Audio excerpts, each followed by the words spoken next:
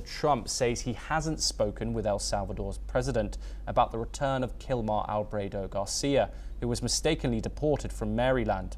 He told reporters at the White House that he doesn't know whether El Salvador would cooperate, and he added that he's leaving the issue to lawyers. This comes after the Supreme Court ordered the administration to help facilitate Garcia's release. Here's what US President Donald Trump has said. I really don't know. I know that he's been a great friend of our country. He's gotten a lot less money than this would take from us if we were going to build these jails and do what he's doing. And they run a very professional operation. I don't know. I haven't spoken to him. I really leave that to the lawyers, and I take my advice from Pam and everybody that is very much involved. They know the laws, and we follow the laws exactly. Meanwhile, reports suggest US officials, including Secretary of State Marco Rubio, have reached out to Salvadorian authorities. However, President Bukele's government has declined to return Garcia. In another development, Ecuador's top security ministers have toured El Salvador's mega prison for gang members in Toluca. The visit is part of Ecuador's efforts to replicate El Salvador's hardline security model. Ecuador's interior and defense ministers have praised the approach and called for stronger regional cooperation against drug trafficking and terrorism. They also stressed the need for legislative reforms in Ecuador to mirror El Salvador's tactics. Here's what the Ecuadorian Interior Minister John Reinberg had said.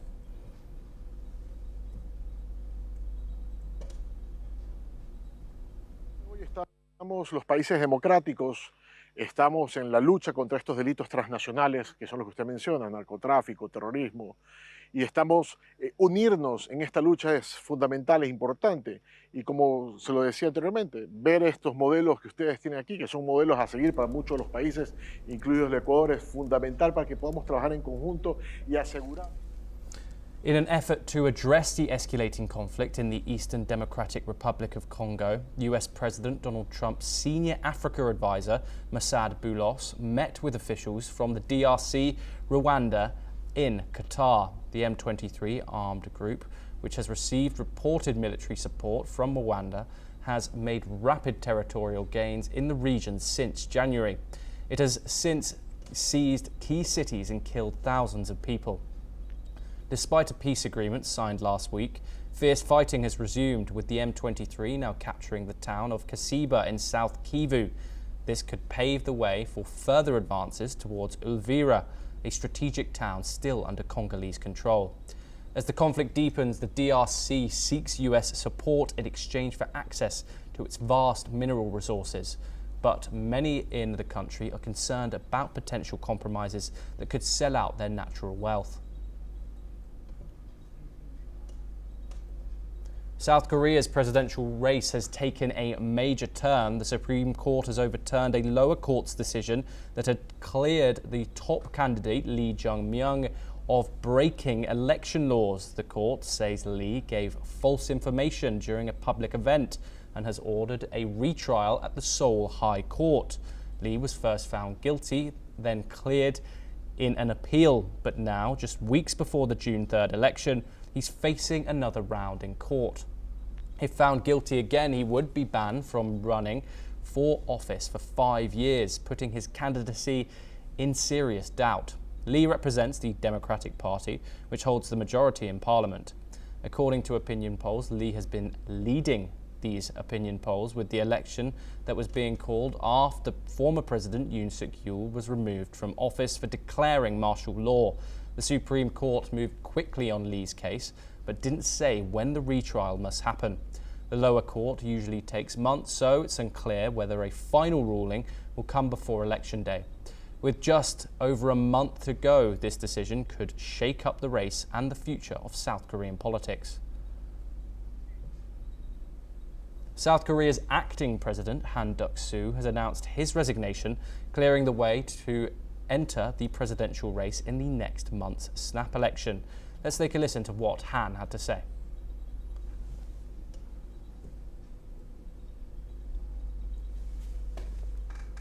저는 오늘 제가 깊이 고민해온 문제에 대하여 최종적으로 내린 결정을 말씀드리고자 이 자리에 섰습니다.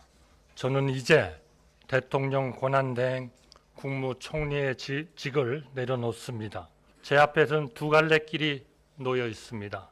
하나는 당장 제가 맡고 있는 중책을 완수하는 길, 다른 하나는 그 중책을 내려놓고 더 큰 책임을 지는 길입니다. 저는 우리가 직면한 위기를 극복하기 위해 제가 할 수 있는 일, 제가 해야 하는 일을 하고자 저의 직을 내려놓기로. Han says he is stepping down to take on what he called a heavier responsibility.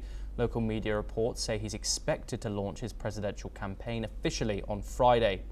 Han, a 75-year-old veteran bureaucrat, has decades of experience in government, serving twice as Prime Minister and holding key roles under both Conservative and Liberal presidents.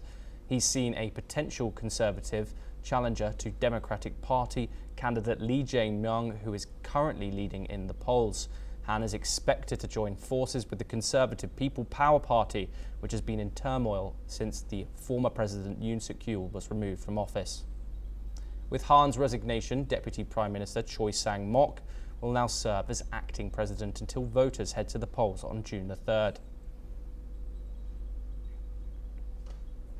The Kenyan local media has reported that a Kenyan lawmaker, Charles Wer, was shot dead on Wednesday evening in Nairobi. Reports say he was attacked by two gunmen on a motorbike. One of the gunmen shot him at close range while he was still in his car. His driver survived, however, and he was rushed to the hospital, but he later died. The Kenyan police have labelled the murder as targeted and premeditated. They are investigating the crime and have condemned the senseless attack.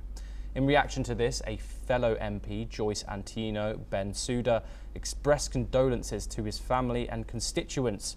She confirmed his recent involvement in parliamentary discussions, highlighting his commitment to serving his people.